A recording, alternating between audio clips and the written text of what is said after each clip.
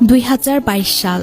পরিবারের অমতে নিজের শখের মানুষটাকেই জীবনসঙ্গী হিসেবে বেছে নিয়েছিলেন সুমাইয়া জাহান প্রমি। ভেবেছিলেন ভালোবাসা সব বাধা পেরিয়ে টিকে থাকবে, ভেবেছিলেন একসাথে গড়বেন সুন্দর একটা জীবন। একজন তরুণ উদ্যোক্তা হিসেবে তৈরি করেছিলেন নিজের পরিচয়, কিন্তু নির্মম বাস্তবতা হলো জীবনের সফলতার দ্বারপ্রান্তে এসে সবচেয়ে কাছের মানুষটাই নিভিয়ে দিল তার জীবন প্রদীপ। প্রমি এখন 3.5 হাত মাটির নিচে শুয়ে আছে, সব কষ্ট, সব নির্যাতন, সব ভয় থেকে মুক্ত হয়ে। আমরা প্রায়ই বলি ভালোবাসার বিয়ে মানেই সুখের জীবন, কিন্তু বাস্তবতা সবসময় তা বলে না। আজ সুমাইয়া জাহান প্রমির মৃত্যু আমাদের সামনে দাঁড় করিয়েছে এক কঠিন প্রশ্ন। মানুষ আসলে কিসে আটকায়? ভালোবাসায় নাকি টাকার লোভে? সব পুরুষ এক নয়, তবে যারা ভালোবাসার নামে প্রতারণা করে তাদের কারণে পুরো সমাজটাই প্রশ্নবিদ্ধ হয়ে যায়। জানা যায় প্রমি কুমিল্লার 14 গ্রামের মেয়ে হলেও থাকতেন চট্টগ্রামে। প্রমি ছিলেন একজন পর্দাশীল স্বপ্নবাজ মেয়ে। নিজের পরিশ্রমে নিজের সম্মানিত একটা পরিচিতি গড়ে তুলেছিলেন।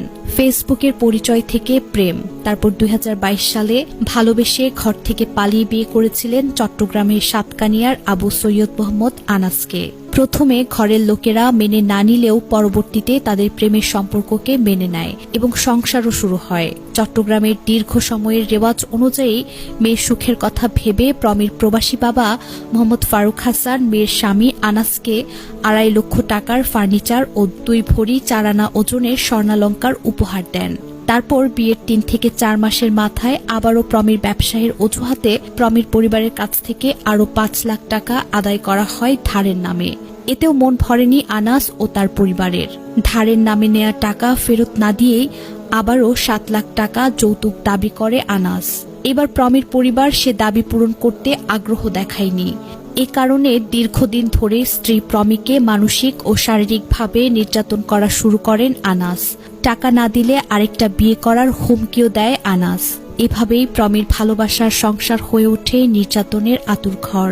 সামনে আসতে থাকে ভালোবাসার মানুষটার হিংস্র রূপ, যেখানে বিয়ের মতো পবিত্র সম্পর্ক অনেক সময় টাকার হিসাব নিকাশে বন্দী হয়ে যায়, আর একজন নারী দাবির বস্তুতে পরিণত হতে থাকে। সবশেষে বৃহস্পতিবার রাতে প্রমিকে করার পর ফ্যানের সাথে ঝুলিয়ে পালিয়ে যায় সে। প্রশ্নটা এখানেই, একজন পুরুষ কেন এমন হয়ে ওঠে? ভালোবাসা কি এত সহজে লোভের কাছে হেরে যাওয়ার বিষয়, যেখানে যৌতুকের দাবিকে স্বাভাবিকভাবে নিতে নিতে এক সময়ে অত্যাচারের কারণ হয়ে ওঠে? এই ঘটনা আমাদের মনে করিয়ে দেয় যৌতুক কোনো ছোট্ট বিষয় নয় যে এড়িয়ে যাবেন। যৌতুকের কারণে নির্যাতন সহ্য করার কোনো মানেই হয় না, আর নীরবতা কখনোই সমাধান হতে পারে